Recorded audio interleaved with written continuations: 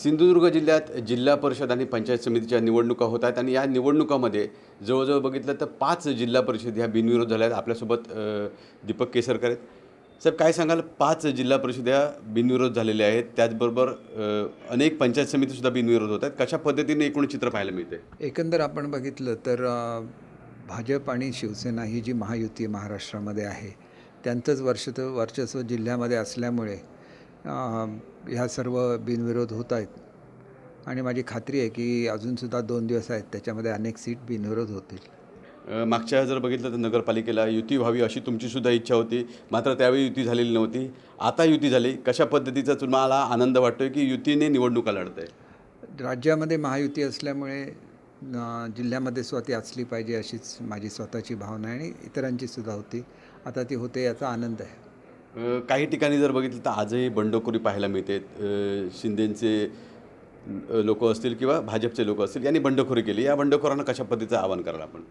नाही, बंडखोरांनी आपल्या सीट मागे घ्याव्या आणि महायुतीला सहकार्य करावं असंच मी आवाहन करेन। एक महत्त्वाचा प्रश्न आहे साहेब की मुंब्र्यामध्ये संपूर्ण मुंब्रासुद्धा नव्हेच तर संपूर्ण महाराष्ट्र हिरवा करू अशा पद्धतीचं वक्तव्य करण्यात येत आहे इम्तियाज जलील यांच्याकडून। या वक्तव्याची आपण कशा पद्धत दखल घेत आहे? अतिशय दुर्दैवी असं हे वक्तव्य आहे।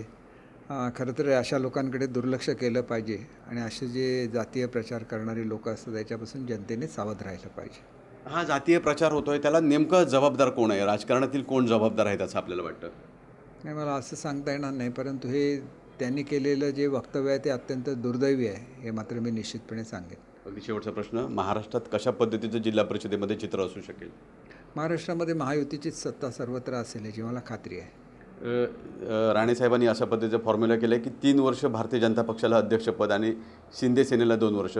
पहिलं अध्यक्षपद कोणाचा मान असेल?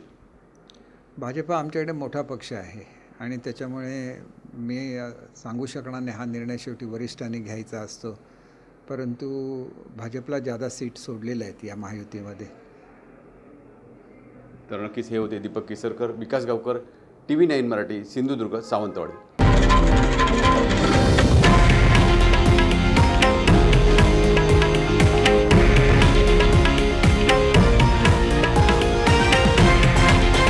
हे आहे देशातील नंबर 1 न्यूज नेटवर्क आणि आपण पाहत आहात TV9 मराठी, एकमेव।